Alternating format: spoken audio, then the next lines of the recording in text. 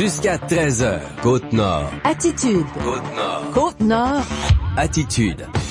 Il est midi, 4 minutes. On vous souhaite la bienvenue dans votre émission d'actualité d'affaires publiques Côte-Nord Attitude à Pure FM, bien sûr, en ce mercredi 24 janvier. Bon midi, Jean. Bon midi, Valérie. Ça va? Oui, ça va bien. Oui, calme après la tempête, hein, finalement. Je pense qu'on va être plusieurs à être bien contents de voir que les prévisions étaient pires que ce qu'on a eu finalement. Oui. Même s'il y a neigé. Il m'en reste à pelleter encore. Oui. Hein. En fait, je pense que on n'en viendra jamais à bout. On termine de pelleter, puis c'est à recommencer tout le temps. Des fois, il neige neige même pas. C'est le vent qui nous ramène. Oui, ça, effectivement. Ou la mais ville. Finalement, ça se déroule bien pour aujourd'hui. Donc ça, c'est tant mieux.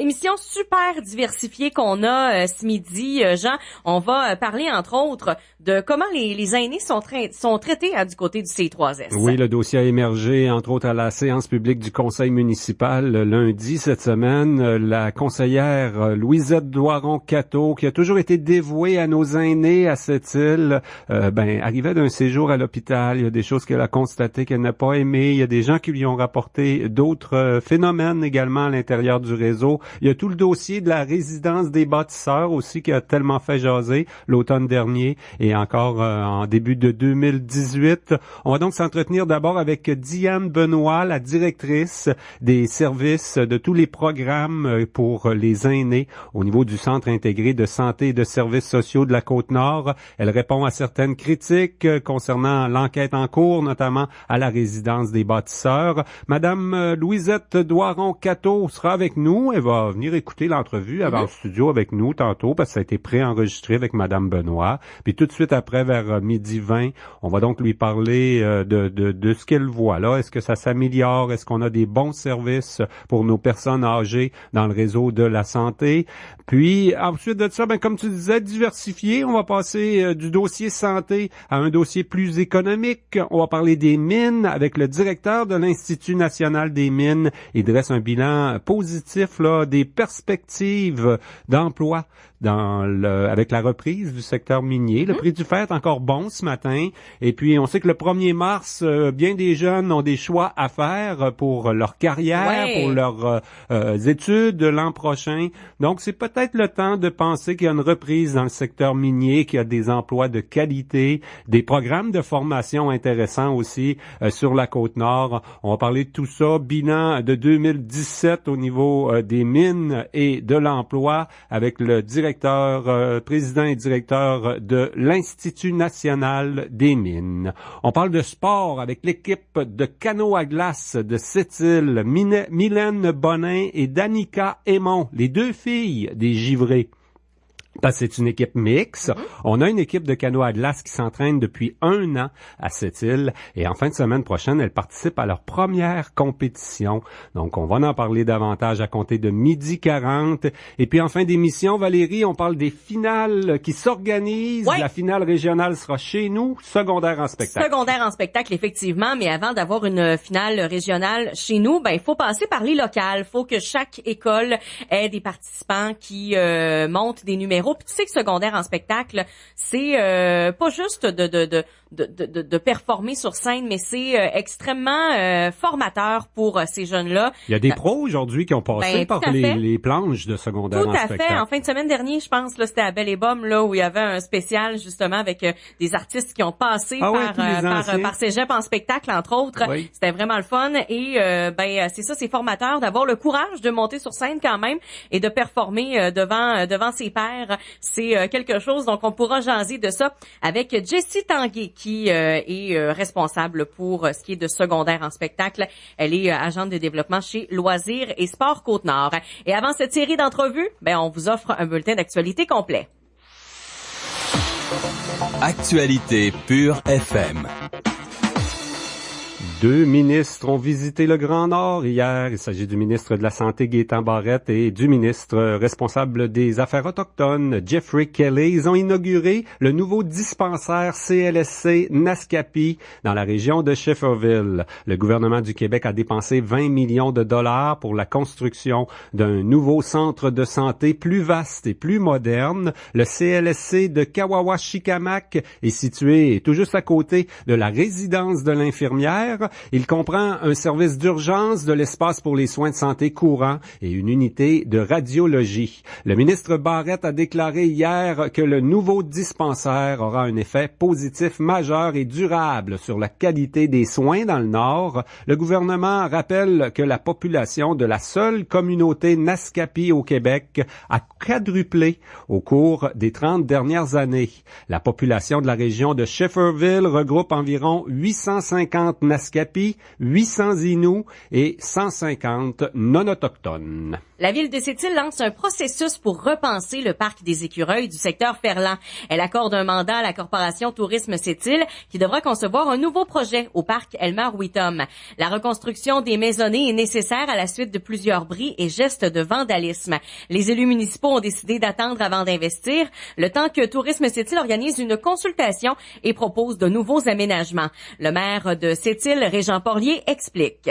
On a demandé à Tourisme Sept-Îles de le regarder avec la loupe du tourisme pour essayer, je dirais, d'améliorer le produit dont nos citoyens vont bénéficier d'une façon comme d'une autre. Cet endroit-là, c'est un endroit magnifique pour l'observation des oiseaux, mais on veut aussi trouver une vocation plus touristique puis aller chercher des subventions. Le parc Elmer-Witham, c'est un petit bijou qu'on a. On voyait qu'il se dégradait là, et il est grand temps qu'on fasse quelque chose.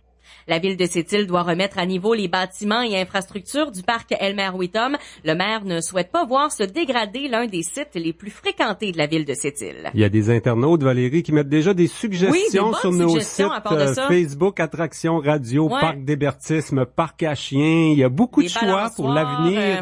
Des balançoires, il y en avait avant, semble-t-il. Donc, le parc Elmer-Witham est appelé à changer. Si vous avez des suggestions, gênez-vous pas. Les pêcheurs de crabes devront réduire la quantité de cordage flottant à la surface de la mer et devront aussi rapporter toute perte d'engins de pêche. Le ministre des Pêches et des Océans du gouvernement canadien, Dominique Leblanc, a annoncé hier une première série de mesures de gestion pour protéger les baleines noires. On le sait, il en est mort une bonne quantité, plus d'une quinzaine dans l'Atlantique, dont principalement dans le Saint-Laurent. Et puis sur les baleines, là, on a procédé à des études scientifiques. Il y a 2 baleines qui sont mortes dans le Saint-Laurent au cours de l'année 2017, qui s'étaient vraiment empêtrées avec des engins de pêche au crabe des neiges. Le ministre envisage aussi d'autoriser le début de la pêche au crabe beaucoup plus tôt en 2018 si les glaces le permettent. Ce changement permettrait de compléter la pêche plus rapidement et d'éviter qu'elle se fasse lors de la plus haute saison de fréquentation du Saint-Laurent par les baleines noires. Les études scientifiques à la suite du décès de plusieurs baleines en 2017 confirment que l'empêtrement avec des équipements de pêche est une des principales causes. La seconde, c'est les collisions avec les grands navires, entre autres ceux de l'industrie des croisières. Il y aura des changements là au niveau de la limite de vitesse qui seront également maintenus pour 2018. Voilà. La directrice des programmes de soutien aux personnes âgées du Centre intégré de santé de la Côte-Nord se fait rassurante. Diane Benoît précise que les 48 aînés sous la responsabilité du réseau de la santé vivant à la résidence des bâtisseurs Sept-Îles sont bien soignés, même si une enquête se poursuit. Le CI3S Côte-Nord a augmenté sa présence à la résidence privée qui accueille aussi des personnes en perte d'autonomie. On écoute la directrice Diane Benoît.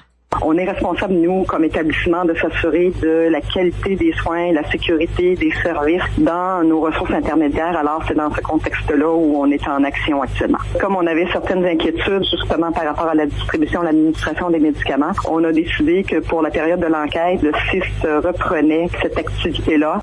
La directrice des services aux aînés au CI3S Côte-Nord, Diane Benoît, répond aussi aux critiques concernant les personnes en attente d'hébergement à l'hôpital de Sept-Îles. Il y a 5 personnes au moment où on se parle, 5 personnes âgées qui sont en attente d'une place, mais d'une place en CHSLD. Il y a quelques places qui se sont libérées dernièrement, donc les personnes qui sont en attente vont être orientées vers le CHSLD. Mais en attendant, il faut rassurer la population. Là, les gens qui sont en attente d'hébergement, qui sont à l'hôpital, reçoivent tous les services requis par leur État. Pour Diane Benoît, il ne manque ni de lits ni d'argent pour les aînés dans le réseau. Le ministère a pris un virage pour favoriser les soins à domicile. Le maire de Sept-Îles, Régent Porlier, croit qu'il faut rester vigilant concernant la qualité des services, tant à la résidence des bâtisseurs que dans le réseau de la santé. On a une équipe de canots à glace maintenant à Sept-Îles. Elle s'appelle les Givrés Rio Tinto IOC Construction PG et elle va participer à sa toute première compétition samedi au défi des glaces de Rimouski. L'équipe mixte s'entraîne depuis 1 an dans la marina de Sept-Îles. On n'aura plus de détails. 2 membres de ce groupe viendront nous rencontrer un peu plus tard à notre émission Côte-Nord Attitude, les 2 filles de l'équipe mixte. Et on pourra également parler de cette ronde des finales locales de secondaire en spectacle qui va s'ouvrir à Havre-Saint-Pierre le 7 février pour se poursuivre au centre éducatif L'Abri de Port-Cartier le lendemain. Des artistes de 9 polyvalentes de la Côte-Nord vont vivre une expérience de scène, bien sûr plein de numéros qui seront présentés. Et les 2 finales régionales vont se dérouler à la salle Jean-Marc Dion de Sept-Îles les 13 et 14 avril. Le concours rejoint cette année des jeunes de Bergeronne à Blanc-Sablon, dont ceux de l'École Jean du Nord et de l'Institut d'enseignement de Sept-Îles. Et Valérie, j'ai enregistré hier une entrevue avec Madame Diane Benoît. C'est vraiment la directrice qui gère l'ensemble des programmes aux personnes âgées au Centre intégré de santé et de services sociaux de la Côte-Nord. On parle donc de la qualité de ces services, de ce qui s'est passé également pour les 48 aînés qui sont en fait pris en charge par le réseau de la santé, mais hébergés à la résidence des bâtisseurs. Il y a la conseillère municipale qui a parlé de ces dossiers-là à la séance lundi soir, Louisette Doiron-Cateau, qui est à côté de moi. Elle va écouter avec nous l'entrevue avec Madame Diane Benoît et on réagit tout de suite après. Donc, Diane Benoît dans quelques instants. Attitude. Passer au stand Nissan pendant le salon de l'auto, c'est impressionnant. Mais passer chez votre concessionnaire Nissan, c'est payant.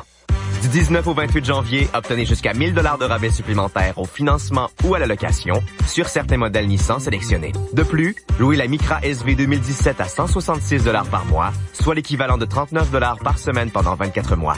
Détails chez Nissan, sur approbation de crédit, 1 295 $ en comptant initial, allocation totale de 40 000 km.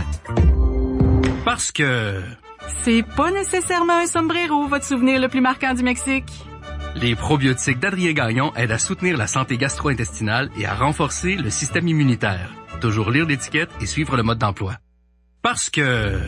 il y a définitivement des endroits plus confortables que d'autres pour lire le journal. Les probiotiques d'Adrien Gagnon aident à soutenir la santé gastro-intestinale et à renforcer le système immunitaire. Toujours lire l'étiquette et suivre le mode d'emploi.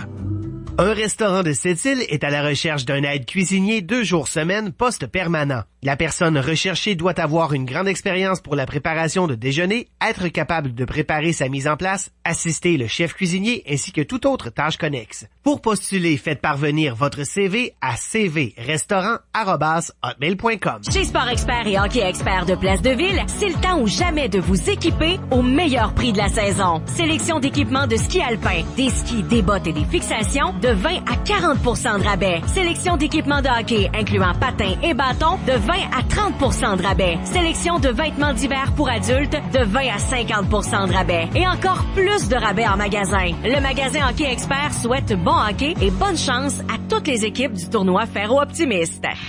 Jusqu'à 13h. Côte-Nord. Côte-Nord. Attitude. On va prendre des nouvelles des services à nos aînés dans le réseau de la santé. On entendait la conseillère municipale Louisette Doiron-Cateau émettre plusieurs critiques en séance publique du conseil municipal à l'hôtel de ville de Sept-Îles cette semaine. La responsable ou la directrice des programmes de soutien aux aînés, aux personnes âgées sur la Côte-Nord, c'est Madame Diane Benoît. Bonjour Madame Benoît. Bonjour Monsieur Saint-Pierre. Madame Benoît, d'abord avec la résidence des bâtisseurs, là, il y a vraiment une enquête. On a des clients, en fait des gens qui sont pris en charge par le réseau de la santé, qui demeurent dans cette résidence privée. On entend toutes sortes de choses du côté des bâtisseurs, là. Ben en fait, je voudrais rassurer les gens, là. D'une part, au niveau des bâtisseurs, il y a la résidence privée pour personnes âgées. Donc, ça, c'est une partie de la ressource. Et il y a une autre partie qui est une ressource intermédiaire. Et c'est pour cette partie partie-là que le CIS est en entente de service avec les bâtisseurs. Donc, pour nous, on est responsable, en fait, de 48 résidents qui sont hébergés aux bâtisseurs. Et pour les autres résidents, ils sont plus soumis, en fait, à un processus de certification qui n'est pas directement sous ma gouverne à moi, là. Et on a enquêté sur les services qui sont accordés à ces personnes-là sous votre responsabilité à l'intérieur de la résidence des bâtisseurs de cette île. Ben, en fait, il y a un processus d'enquête qui est en cours, là. On en a parlé assez largement sur les ondes. Donc, oui, il y a un processus qui est en cours actuellement. On est responsable, nous, comme établissement, de s'assurer de la qualité des soins, la sécurité des services dans nos ressources intermédiaires. Alors, c'est dans ce contexte-là où on est en action actuellement. Oui. La question des médicaments, c'est une des choses qu'on leur a enlevé, quoi. On va fonctionner autrement. On était vraiment inquiets à ce niveau-là. Écoute, une erreur d'un médicament, ça peut être fatal. Ben, en fait, comme on avait certaines inquiétudes et on était préoccupés justement par rapport à la distribution, l'administration des médicaments, on a décidé que pour la période de l'enquête, le CIS reprenait cette activité-là. Et à la fin de l'enquête, selon les constats, on verra comment, avec les bâtisseurs, là, on convient des suites et du plan d'amélioration. Bon, et vous êtes assuré dans tout ce processus-là que pendant qu'on enquête, il se passe rien, là, que nos gens sont bien traités, si je comprends bien? Tout à fait, vous avez bien compris. On a augmenté la présence et repris en charge cette activité-là. Et comme je vous mentionne, là, à la fin du processus, on sera en mesure de vous donner plus d'informations sur les suites qui seront données.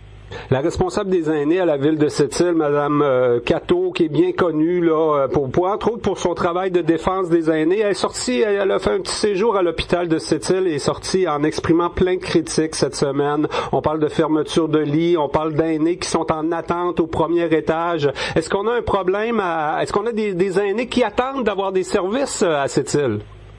Ben, en fait, actuellement, puis je comprends Mme Cateau, là, qui est très impliquée pour la cause des aînés, et que je salue d'ailleurs. Mme Cateau, ce qu'elle dénonçait, en fait, c'est sûr qu'actuellement, il y a 5 personnes, au moment où on se parle, 5 personnes âgées qui sont en attente d'une place, mais d'une place en CHSLD, dont une sera intégrée demain. Là, il y a quelques places qui se sont libérées dernièrement, donc les personnes qui sont en attente vont être orientées vers le CHSLD, Gustave Gauvreau ou Urgel Pelletier, là, selon le cas. Mais en attendant, il faut rassurer la population. Là, les gens qui sont en attente d'hébergement, qui sont à l'hôpital, reçoivent tous les services requis par leur État. Donc, ce ne sont pas des gens qui sont hospitalisés dans les corridors ou qui ne reçoivent pas les services dont ils ont besoin. Ça, je pense qu'il faut rassurer la population. Et ce sont des personnes qui sont en attente pour une courte durée. Il y a aussi une personne qui est en attente pour une place en ressources intermédiaires. Mais vous comprendrez, M. Saint-Pierre, que dans le contexte où on est en enquête auprès de cette ressource-là des bâtisseurs, évidemment que nous avons temporairement cessé les admissions. Donc, habituellement, nous aurions 56 places avec les bâtisseurs, mais actuellement, 48 sont occupées. Et tant et aussi longtemps que l'enquête ne sera pas terminée, on ne fait plus d'admission temporairement. Oui. Donc, c'est ce qui explique qu'on garde les gens. Les gens ne sont pas dans la rue, ils sont très bien traités. Ils reçoivent tous les soins requis, mais évidemment que ce n'est pas le milieu de vie que l'on souhaite et ça doit être une modalité temporaire. Oui. Est-ce qu'on manque d'espace à cette île, là? On le sait qu'il y a une grosse réorganisation qui va se faire là, quand on va refaire l'urgence. Le ministre a annoncé l'argent puis tout ça, mais en attendant, est-ce qu'on manque d'espace pour nos personnes âgées? Non, je pense pas qu'on manque d'espace. En fait, vous savez qu'on a un virage... On a agrandi Gustave Gauvreau quand même, oui. Oui, tout à fait, non. C'est pas un manque d'espace, c'est plus dans la gestion des ressources qu'on a actuellement. Puis, vous savez aussi qu'on a un virage de maintenir les gens à domicile le plus longtemps possible et c'est ce qu'ils souhaitent. Donc, on est plus là à ajouter des ressources pour être certain d'offrir les bons services au bon endroit à nos personnes âgées, mais on n'est pas dans un contexte de manque de place. On manque pas de budget non plus, Mme Benoît. Mme Cateau vous a quand même rendu hommage, mais elle trouve que les choses là qui se disent et les choses qui se font, des fois, ça va pas assez rapidement.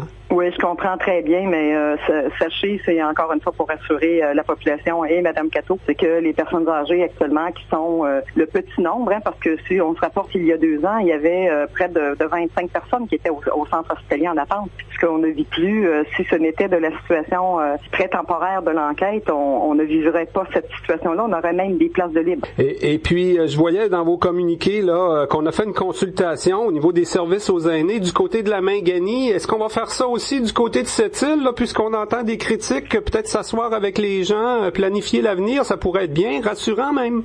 Ben, tout à fait. Regardez, nous, on a fait une première consultation avec le territoire de Port-Cartier pour consulter les aînés sur ce qu'ils souhaitent puis sur les services qu'on pourrait déployer ou consolider. On vient de terminer avec la Mingani. Le rapport va être éventuellement rendu disponible dans le sens aussi du plan d'action, des actions qu'on mettra en place et qu'on conviendra avec la Mingani. Et évidemment, c'est une démarche qui pourrait aussi être réalisée avec les acteurs du milieu du côté de cette île, comme partout ailleurs sur la Côte-Nord, selon la volonté puis les opportunités par territoire. Eh bien, Madame Diane Benoît, je rappelle que vous êtes responsable des programmes de soutien à l'autonomie de nos personnes âgées. Un gros merci pour cette entrevue. Bienvenue, au plaisir. Et on écoutait cette entrevue enregistrée hier avec Madame Louisette Doiron-Cateau en studio à Pure FM. Bonjour, Madame Cateau. Bonjour, Jean. Comment va la santé, là? La santé, elle va très bien. Oui. Oui. Parce qu'un petit séjour à l'hôpital, finalement, ça s'est bien passé, mais je suis sûr que le monde connaisse bien Madame Cateau. Ils vont lui parler, lui dire qu'est-ce qui va bien, qu'est-ce qui va moins bien. À l'hôpital de Sept-Îles, pour nos aînés, là, vous avez émis certaines critiques. Madame Benoît vient de vous répondre. Est-ce que vous êtes rassurée avec ce qu'on vient d'entendre? J'ai toujours eu confiance. Madame Benoît, là, ce n'est pas la personne que je vise d'une certaine façon. Parce que Madame Benoît, lorsqu'elle a pris ce poste-là, puis ça, faut que je sois honnête, je l'ai rencontrée à plusieurs reprises et elle a répondu aux attentes que je voulais. Quand elle parlait qu'il y avait 25 personnes en attente au premier étage, moi, c'est le premier étage là, que j'en ai, dans le sens que la médecine, l'étage de la médecine, les gens qui vont là, qui sont pour être hospitalisés, qui sont à l'urgence et qui sont pour être hospitalisés, doivent s'en aller au premier étage. Et en fin de semaine, ce que j'ai constaté et ce qui m'a choqué, c'est qu'on avait fermé 8 chambres. Alors, à ce moment-là, j'ai dit, c'est quoi? Et comme j'avais fait un autre séjour avant à l'hôpital et que j'avais vu qu'il y avait des gens, là, elle me dit qu'il y en a 5, là. Je la crois sur parole. C'est ça que je ne veux plus. Je ne veux pas que mes aînés, par exemple, c'était à moi, que les aînés soient pris en otage. Je suis obligée de le dire de cette façon-là, par le système de santé, par certains reproches qu'on peut se faire. Le bâtisseur, il est sous enquête. Bon, moi, ce que je me suis informée au ministère, on m'a dit que c'était normal que ces genres de résidences-là soient enquêtés. Bon, mais qu'est-ce qui va sortir? Moi, je n'en ai pas à parler de bien du bâtisseur ou mal du bâtisseur. Et je n'ai pas à parler mal non plus. Ce que je veux, c'est que les aînés qui sont là, il y en avait 7 qui étaient là, qui étaient en attente d'un lit et qui n'avaient pas de lit parce que 5 personnes occupaient des lits et 5 aînés qui ne devaient pas être là. Là, Mme Benoît m'explique que, bon, tant que l'enquête ne sera pas finie, ils ne veulent pas mettre les aînés. Faire d'autres émissions. Bon, je suis capable de vivre avec ça aussi. Et elle me dit, le service à la résidence, on va regarder le monde de résidence. Mais pour garder le monde de résidence... Dans leur résidence, des soins à domicile, c'est ça l'avenir dans le réseau. Le virage dans le réseau de la santé, c'est ça. Nos aînés, on veut qu'ils restent chez eux le plus longtemps possible. Oui, j'en fais partie des aînés. Alors, l'idée est bonne, mais faut qu'il y ait de l'argent pour aller les aider. Le service, monsieur, le service. Alors, qu'est-ce que faisaient mes 7 aînés qui étaient là? Et pourquoi est-ce qu'ils n'ont pas eu le système où quelqu'un allait les voir chez eux, puis voir qu'est-ce qu'il y avait? Et ils sont entrés il y en a qui sont entrés en urgence, puis il y en a d'autres qui sont entrés de leurs propres moyens, puis ils ont été hospitalisés. La volonté du gouvernement est probablement bonne de garder des gens en résidence. Moi, je suis 100% d'accord avec ça. Je ne pouvais pas y aller dans ces affaires-là. Par contre, donne le service. Mais je suis pas sûre que le service est prêt présentement. Pas pantoute. Ouais. Mais là, quand elle nous dit qu'on manque pas d'argent, on manque pas de lit, c'est peut-être le virage vers les soins à domicile. Est-ce que vous avez vraiment l'impression, vous arrivez de l'hôpital, puis tous les aînés vous appellent quand ils ont des problèmes? Est-ce que vous avez vraiment l'impression qu'on a un bon service de santé pour les personnes âgées ici? Attention, là. Moi, si je parle du personnel, quand je parle du personnel, c'est excellent, c'est numéro 1, c'est extraordinaire, je vous dis. C'est pas des métiers qu'ils ont, c'est des vocations qu'ils ont. La gestion, j'en ai contre eux autres. Oui. Je peux pas leur dire. Ils gèrent ce qu'ils ont, pas ce qu'ils ont pas, là. C'est peut-être le ministère qui envoie pas assez d'argent sur la Côte-Nord aussi, là. Mais, monsieur le ministre Barrette, là, il devrait peut-être le brasser quelqu'un ici à cette île, là. Comprends-tu? Mais si on l'argent, si on tout, mais qu'est-ce qu'ils attendent pour tout faire? Pour peu que ça se produise, ça, ces événements-là. Je ne veux pas voir d'aînés qui sont en attente dans l'urgence. Puis allez-y à l'urgence. Vous allez savoir qu'est-ce que c'est que l'urgence avec les cas d'isolation, là. Aïe, c'est pas un cadeau, ça, là. Ouais. Fait que, regarde, non, mettez pas mes aînés de cette façon-là, je suis pas d'accord. Bon, mais l'idée d'une consultation, on vient de le faire en Mangani, on l'a déjà fait à Port-Cartier, ce serait très bien à cette île, d'en parler des services, puis de leur donner la parole aux aînés. Oui, puis que les aînés viennent aussi, parce que là, chialer autour de la table, c'est bien beau, mais à un moment donné, il faut se faire entendre aussi. Ben, Madame Louisette Doiron-Cateau, conseillère municipale, toujours responsable des aînés à la ville de Sept-Îles, mais aussi maintenant de la culture puis de bien d'autres dossiers, pour le nouveau mandat. Oui. On va avoir du plaisir. Un gros merci pour ton passage à Côte-Nord Attitude. Merci à toi. Jusqu'à 13h. Côte-Nord. Côte-Nord. Attitude. Pure FM. 94. Est-ce que le blues de l'hiver vous démoralise? Alors profitez du solde échappé au blues de l'hiver de Sunwing. Économisez jusqu'à 60% sur les forfaits vacances les mieux cotés. Envolez-vous avec le numéro 1 dans le Sud et découvrez le service primé. Réservez d'ici le 26 janvier avec votre agent de voyage ou sur... Ouais, fait que j'ai fait des changements sur mon auto. Ah ouais? T'as changé quoi? Ben, j'ai changé la couleur, j'ai changé de système audio, j'ai changé la taille du coffre, puis j'ai changé pour la traction intégrale 4Motion. OK.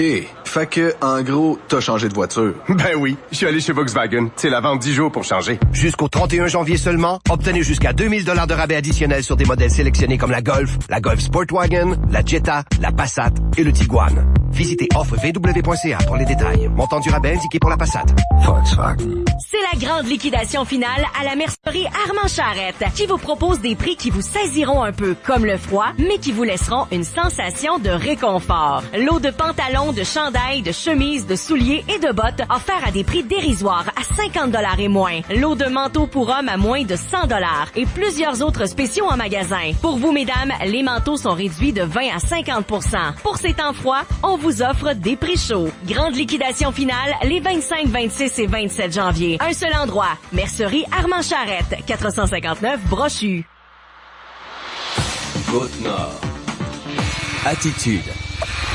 Valérie, l'Institut national des mines dresse son bilan de la dernière année. L'Institut national des mines a des responsabilités, surtout en matière d'éducation. Les emplois changent dans le domaine minier, donc l'Institut a donc un rôle important ces années-ci. Et là, on voit que le prix du fer se maintient, il est même en hausse depuis octobre. Donc, des emplois dans le domaine minier, il risque d'en avoir sur la Côte-Nord. On s'entretient avec le directeur général de l'Institut national des mines, M. Robert Marquis, bonjour.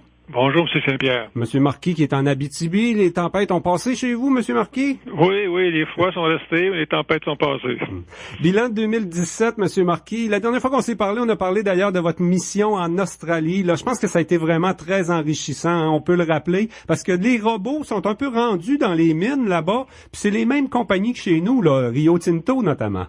Absolument. On est allé visiter d'ailleurs un centre de contrôle intégré des mines de fer que Rio Tinto exploite en Australie. Et c'était absolument extraordinaire de voir ça, là, à quel point la technologie permet aujourd'hui d'exploiter des mines en contrôlant des équipements surdimensionnés à distance et à des très grandes distances. Et ça change complètement la façon d'opérer les mines, mais ça change aussi la façon de former des gens qui y travaillent. Et la mission en Australie là, était très enrichissante pour établir des nouveaux contacts d'affaires avec des compagnies minières, mais aussi avec des établissements de formation de tous les niveaux, là, d'équivalent à la formation professionnelle jusqu'à l'université chez nous. Et ça a été vraiment là, passionnant et très, très enrichissant. Oui. Sur la Côte-Nord, là, ou au Québec, c'est tous ces changements-là, on a entre autres organisé un important colloque là, sur les compétences numériques en contexte minier. Ça s'en vient, hein, parce que, entre autres, une nouvelle mine là, ou une nouvelle compagnie comme Champion, on affiche plein de postes ces jours-ci. Ça demande pas nécessairement les mêmes compétences qu'il y a 10 ans aller dans ces emplois-là. Exactement. C'est davantage des compétences qu'on appelle des compétences molles, des compétences générales, des compétences, votre capacité à travailler en équipe, vos habiletés de communication, votre niveau général de compréhension du français, des mathématiques, votre capacité à résoudre des problèmes. C'est davantage ça qui sont les compétences à chercher que des avantages techniques très, très pointus. Comme, par exemple, savoir conduire un camion, ça vous permet de conduire un camion, mais point final à la ligne. Mais si vous avez les compétences que j'ai mentionnées tout à l'heure, vous pouvez peut-être devenir un opérateur à distance de camion et là, avoir à gérer une flotte entière de véhicules sans nécessairement faire appel à vos compétences techniques de chauffeur de véhicules. Là, vous êtes devant des écrans d'ordinateur, 7, 8 écrans d'ordinateur, et vous gérez une flotte de 10, 20 véhicules qui se déplacent de façon automatique et dont vous devez contrôler la vitesse de déplacement, les parcours du point de chargement au point de déchargement. C'est un autre type d'emploi. Ça s'appelle encore opérateur de camion, mais ça n'a plus rien à voir avec un conducteur de camion tel qu'on le connaît aujourd'hui. Donc, c'est vraiment un changement majeur qui est en face de nous, puis qui est lié à la révolution industrielle 4.0, là, qui va affecter l'ensemble de notre économie. Oui. Alors, on est allé un peu se projeter dans le futur en allant voir ça en Australie. Ça va pas arriver demain matin dans toutes nos mines au Québec, là. C'est certainement pas, ça se fera certainement pas à cette vitesse-là. Mais c'était vraiment, là, aller dans l'avenir, se propulser dans l'avenir. Et ça s'en vient chez nous, à la vitesse où les compagnies vont être capables de déployer ces technologies-là, qui demandent quand même des moyens de communication très importants. C'est la base de tout ça. Faut disposer de moyens de communication là, de très, très grande fiabilité pour être capable d'opérer à distance des sites miniers là, en toute sécurité. Là. Oui, cette île pourrait être une ville bien placée quand on parle d'opérer à distance, mais on comprend bien à vos propos là, que le travailleur de la mine 4.0 a complètement d'autres compétences, un autre profil. C'est le 1er mars qui s'en vient. Là. Il y a les jeunes qui sont au secondaire, entre autres. Le 1er mars, il y a des choix à faire pour les carrières qui s'en viennent. Je vois entre autres qu'on a réalisé chez vous là une vidéo sur les réalités. Peut-être qu'il y a des choses sur les programmes de formation aussi. Qu'est-ce que vous conseilleriez à un jeune là de regarder ces jours-ci avant de faire des choix de carrière là pour peut-être comprendre un peu l'industrie minière qui s'en vient? Ben, je suggérais d'aller sur YouTube, télécharger les vidéos en réalité virtuelle qu'on a tournées avec des caméras 360 degrés. Et d'ailleurs, on en a tourné 2 sur la Côte-Nord, une dans une très grande mine de fer qui est opérée à Fermont et une autre dans une usine de traitement de minerais. Et ces vidéos en réalité virtuelle permettent, même à l'aide d'un téléphone intelligent, là, de se propulser d'être dans la mine virtuellement, de faire une véritable visite de mine. Et les vidéos qu'on a produites là, vous permettent non seulement de visiter la mine, mais aussi de rencontrer des gens qui y travaillent et qui vous expliquent les formations qu'ils ont suivies, une ou l'autre de ces personnes-là, pour occuper l'emploi. On les voit là, en train de travailler dans leur milieu de travail. En fait, on les accompagne dans leur milieu de travail. Oui. C'est des vrais emplois sur la Côte-Nord, là, chez Arcelor probablement. Chez ArcelorMittal, c'est là qu'on a fait les tournages, effectivement. On a bénéficié de leur soutien indéfectible pour aller...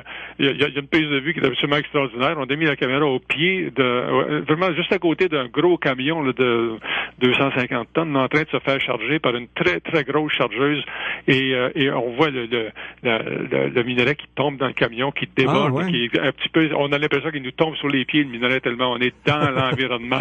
Moi, j'ai pas de choix à faire pour le 1er mars, puis je vais aller voir pareil, là, ça m'intéresse. Allez voir ça sur YouTube, c'est facile à trouver, Institut national des mines, vous allez voir les vidéos, on en a une trentaine, mais il y en a 3 qui sont tournées les plus récents, là, tournés avec ces caméras 360 degrés qui vous donnent une expérience. On est à côté du chargeur, de l'opérateur dans la grosse pelle mécanique. Je sais pas, ils ont donné un nom, je pense. Un nom. Monsieur Marquis, vous savez qu'on a un nouveau pavillon là qui va ouvrir en 2018 au Centre de formation professionnelle à Sept-Îles. C'est tout neuf, on a investi là-dedans. Il y aura des programmes miniers. Le Cégep a ajusté tous ces programmes. L'industrie 4.0 là au Cégep de Sept-Îles, ça fait quelques années qu'on en parle. Est-ce qu'on pose les bons gestes chez nous là pour former nos jeunes vers les emplois de l'avenir, dans le domaine minier?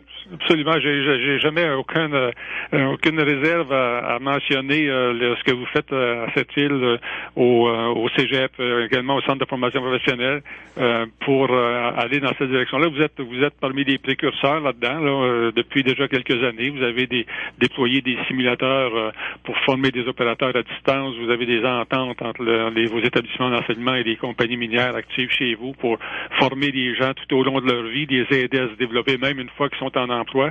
Et c'est un autre critère de succès qu'on a vu là, de visu en Australie, là, comment c'est important de continuer à former ces travailleurs-là une fois qu'ils sont au travail, là, continuer à leur donner de la formation pour les aider à s'approprier des technologies qui n'arrêtent pas de changer. Là, ça n'arrêtera pas demain matin. Donc, les ordinateurs sont rendus puissants aujourd'hui, mais ils vont continuer à être encore de plus en plus puissants. Donc, vous posez exactement les bons gestes et j'espère avoir l'occasion. Là, je posais aller à cette île bientôt au mois de février, peut-être un peu plus tard. J'ai bien hâte d'aller visiter vos nouvelles installations. Oui. En terminant, je vois que vous avez réfléchi en 2017 aussi là sur la formation à nos Autochtones et la réussite éducative des Autochtones. Je pense entre autres aux gens les Naskapi, les Inuits à Shefferville ou Tata Steel exploitent réouvert des mines là-bas. Là. Pour les Autochtones, c'est quoi la solution? Il faut qu'ils aillent aux mêmes écoles que nous, finalement? Bien, finalement, ils doivent, les Autochtones ou peu importe le travailleur doivent maîtriser des compétences techniques là, pour occuper l'emploi. Mais ce qu'on a fait ressortir dans le document qu'on a publié c'est l'importance de sécuriser les jeunes, en particulier les jeunes autochtones qui arrivent pour étudier dans un environnement qu'ils connaissent pas, qui est culturellement très différent de celui dans lequel ils vivent au jour le jour. Et donc, les sécuriser de point de vue culturel, valoriser la culture autochtone, faire comprendre à leurs collègues de travail, à leurs élèves, aux autres élèves de la classe dans laquelle ils sont parfois en minorité, leur faire réaliser que les changements la réalité culturelle, que la réalité culturelle a un impact sur le succès au travail ou dans la formation des Autochtones, c'est majeur. C'est difficile à verbaliser comme ça, mais ce qu'on a fait ressortir, c'est vraiment quand on connaît mieux la culture autochtone, qu'on la valorise davantage, les Autochtones réussissent mieux les formations techniques, peu importe que ce soit dans le domaine minier ou dans un autre domaine. Et c'est ça que notre rapport a essayé de faire ressortir, comment les entreprises qui réussissent le mieux à attirer et à garder une main-d'œuvre autochtone ont, sans le savoir ou parfois en le sachant, accordé une grande importance à valoriser la culture autochtone, à la faire connaître à leurs employés et à la valoriser. Donc c'est pas seulement pour les Autochtones, mais c'est aussi pour les non-autochtones qui travaillent avec eux pour valoriser leur présence et leur contribution à l'entreprise. Donc c'est un petit peu le sens général du rapport qu'on a sorti là-dessus, qui était quand même qui touche une compte quand même très très sensible et qui a des résonances pas seulement dans le domaine minier. Là. Ben toujours intéressant de parler avec le directeur de l'Institut national des mines, pertinent également pour l'avenir, pour entre autres dans le domaine de la formation. Monsieur Robert Marquis, un gros merci pour votre disponibilité ce midi. Bonjour à tous mes amis de la région de cette île. Au revoir, M. Saint-Pierre. Au revoir. Vous écoutez Côte-Nord Attitude, en direct du studio Central Pike Groupe Select, Sept-Îles. Est-ce que le blues de l'hiver vous démoralise? Alors profitez du solde échappé au blues de l'hiver de Sunwing. Économisez jusqu'à 60% sur les forfaits vacances les mieux cotés. Envolez-vous avec le numéro 1 dans le Sud et découvrez le service primé. Réservez d'ici le 26 janvier avec votre agent de voyage ou sur... La Société ferroviaire et portuaire de Pointe-Noire embauche pour la relance de ses activités. Plusieurs postes sont disponibles. Consultez le site web sfppn.com pour toutes les opportunités d'emploi. Actuellement, nous avons besoin d'un planificateur de l'entretien mécanique, d'un fiabiliste, d'électricien et de superviseur aux opérations. Prêt à relever le défi du redémarrage des activités à la Pointe-Noire? Postulez via le site sfppn.com. Plusieurs autres opportunités sont à venir. Soyez à l'affût. Le Festival du film de Sept-Îles se poursuit au Cinégraphe de Port-Cartier cette semaine avec le dernier Woody Allen, Wonder Wheel avec Kate Winslet et Justin Timberlake, le film Merveilleux avec Julia Roberts et Owen Wilson et le magnifique film français basé sur une histoire vraie, Les Enfants de la Chance. Les comédies Le Sens de la Fête et Un profil pour deux avec Pierre Richard, le drame érotique L'Amant double pour 16 ans et plus, ainsi que Junior majeur, Pieds nus dans l'aube et le thriller français Le Fidèle. Une formule cabaret avec siège réservé dans l'ambiance chaleureuse du graffiti. Billetterie au 766-0101 pour vivre l'expérience Cinégraphe. Attitude. Valérie, les deux filles de l'équipe de canot à glace Rio Tinto IOC Construction et Expertise PG, les givrés. On a une équipe de canot à glace à Sept-Îles. Hey. Puis c'est une équipe mixte, puis il y a deux filles sur l'équipe, sont avec nous présentement en direct. Mylène Bonin et Danica Aymon, bonjour. Bonjour. Le canot à glace à Sept-Îles, là, ça va être votre première compétition en fin de semaine, mais ça fait quand même 1 an qu'on se prépare, hein? Une bonne préparation quand même, 1 an? Oui, ben en fait, on est 3 anciens dans l'équipe qui sont encore là, qui sont pratiqués tout l'hiver passé. Puis on a 2 nouveaux, dont Danica, qui sont avec nous, qui vont faire les compétitions avec nous cet hiver. J'étais un peu surpris qu'il n'y ait pas ça avant, à Sept-Îles, avant vous autres, là. Le canot à glace, on me semble qu'on est d'un beau coin pour ça. Il y a des beaux sites. Vous vous entraînez, entre autres, à la marina, je pense, hein? Oui, on s'entraîne souvent dans la baie. D'habitude, on part à la marina, on fait un circuit dans ce coin-là. Il fallait quelqu'un qui parte l'idée, puis c'est nous qui avons commencé ça. Ouais, ça a pris naissance, quoi, dans vos têtes à vous autres? Vous êtes 2 des instigatrices, quoi, des givrés? Non, en fait, Danica, ça, comme je disais tantôt, c'est sa première saison. Donc, moi, j'ai eu l'idée l'année passée, en novembre. Je me suis dit, ce serait une bonne idée de partir ça, parce que je me rappelais des conditions qu'il y avait dans la baie l'année d'avant. J'en avais déjà fait un petit peu à Montréal. Donc, je me suis dit que les conditions avaient l'air belles pour faire du canot à glace. Ben pour ceux qui sont pas des sportifs là comme moi là, puis que canot à glace là, ça dit absolument rien. Comment ça fonctionne ça? Ben dans le fond, le canot, il peut aller autant sur la glace que sur l'eau. C'est juste qu'il faut faire des transitions. Quand on est sur la glace, on va pas ramer. On va vraiment courir avec le canot, soit trotter une jambe dans le canot, une jambe hors du canot. Ou s'il y a trop de neige, souvent, on va juste courir les 2 jambes hors du canot. Puis une fois qu'on est dans l'eau, on fait une transition, on embarque dans le canot et on commence à ramer. C'est des canots spéciaux, là. Je le voyais sur votre site Facebook. Il y a quand même des bonnes photos, des photos de l'équipe aussi. C'est quand même, il est déjà bien identifié avec vos commanditaires. On l'a fait pour les givrés, ce canot-là, ou on l'a acheté comme ça, quoi? Non, on l'a acheté usagé, en fait. L'année passée, on avait loué un canot pour voir si on allait aimer ça, pour voir si c'était des belles conditions. Puis cette année, on s'est dit qu'on allait en acheter un parce que l'équipe, on était plus sérieux puis on voulait vraiment embarquer dans le circuit québécois de canot à glace. Donc, on l'a acheté usagé. C'est un canot de 28 pieds de long. On l'a acheté avec les rames et tout ce qui venait avec. Il était déjà tout monté. Est-ce qu'on est nerveuse, les filles, à l'approche de la première compétition? C'est à Rimouski samedi, hein? Ouais. Ben, nerveuse un peu, mais je pense qu'on a plus hâte de voir comment ça va être. Là, on n'a jamais fait que ça va être une belle expérience. Est-ce qu'on a des objectifs? On fait quand même 3 courses cette saison. Québec, Montréal, Rimouski. Est-ce qu'on a des objectifs? C'est quand même une compétition. C'est une course, là. Oh oui, c'est une course. Des objectifs.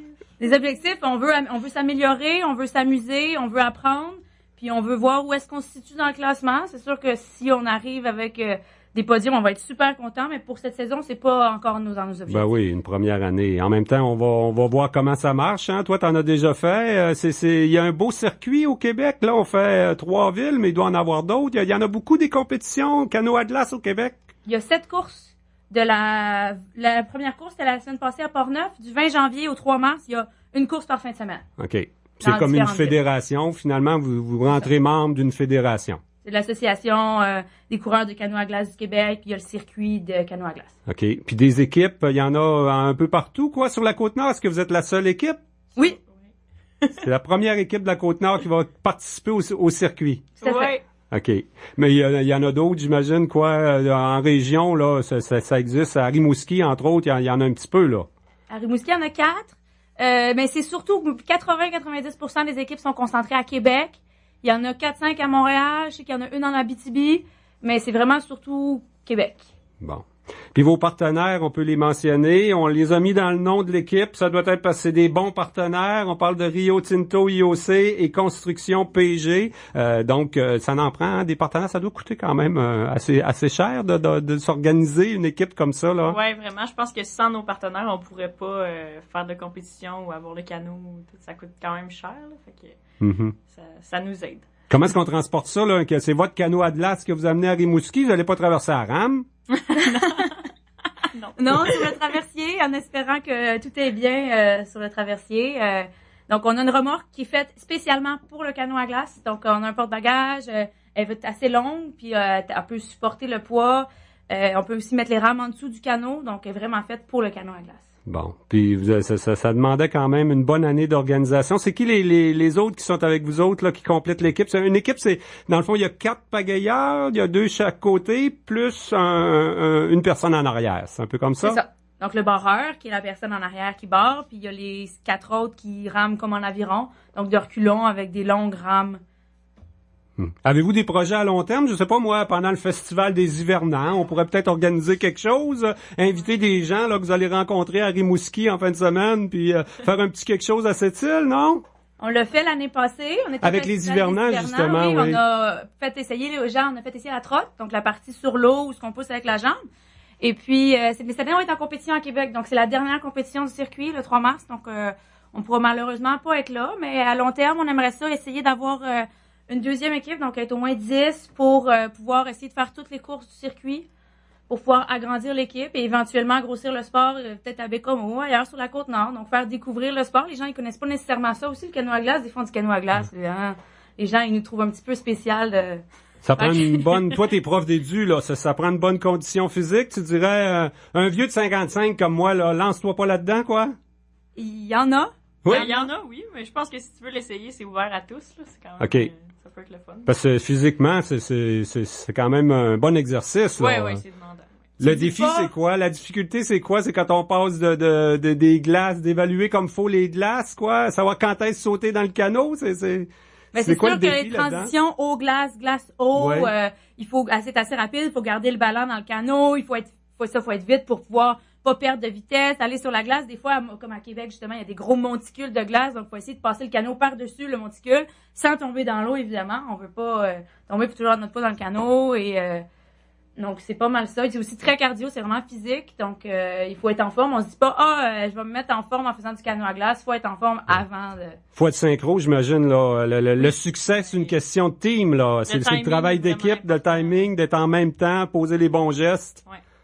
Vous vous sentez prêt comme équipe, à faire une bonne performance? Au moins, on n'a pas donné d'objectif, mais on veut faire bonne figure en fin de semaine, au moins, là. On veut terminer notre course, puis faire bonne figure pour nos commanditaires, pour la ville, puis pour le sport en général. Ouais. Est-ce qu'on peut suivre ça, sur Internet en fin de semaine? Comment est-ce qu'on peut voir les résultats, là, où vous suivre? Oui, sur le site du Circuit québécois de canot à glace, il y a les résultats. Des fois, ils montrent les courses en direct aussi.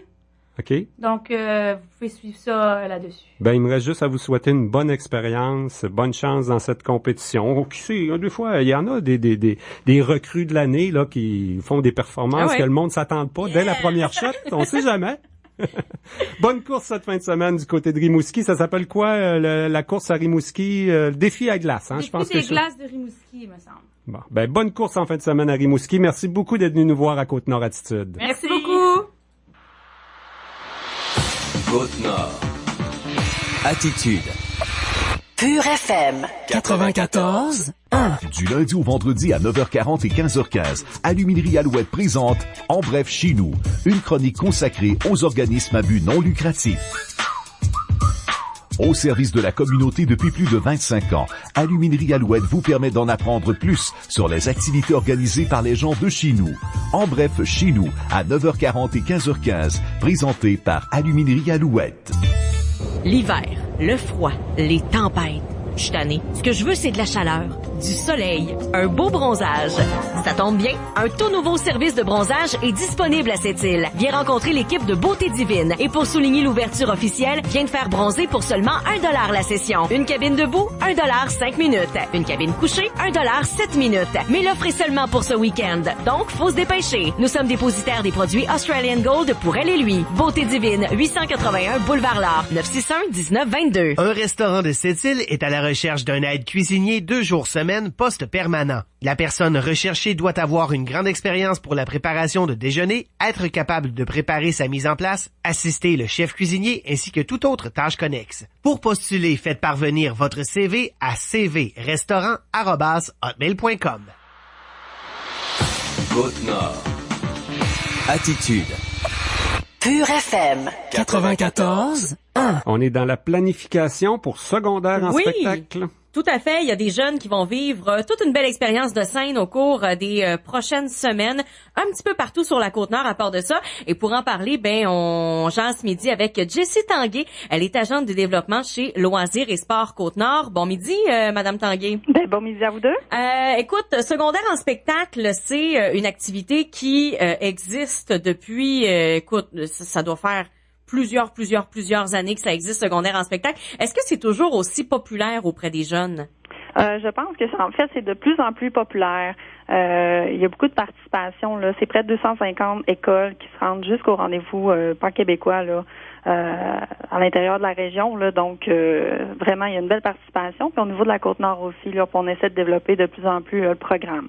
Oui, il y a plusieurs écoles qui vont participer cette année à secondaire en spectacle chez nous. Entre autres, à Sept-Îles, on aura Jean du Nord, on aura l'Institut d'enseignement de Sept-Îles à Port-Cartier. Il y a l'Institut éducatif Labrie aussi. On remarque que Manicouté est pas là cette année. Il n'y avait pas de participation?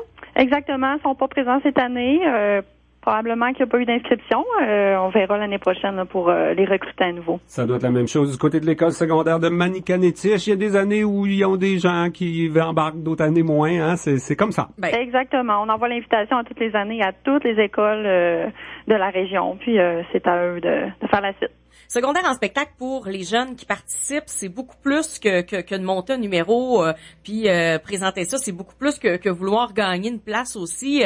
C'est beaucoup un dépassement de soi. Hein? Exactement. C'est vraiment ça qu'on vise. On les encourage à s'inscrire dès les finales locales puis à poursuivre pour les 2 autres étapes qui suivent. Donc, c'est vraiment un moment pour s'épanouir, pour réaliser des objectifs.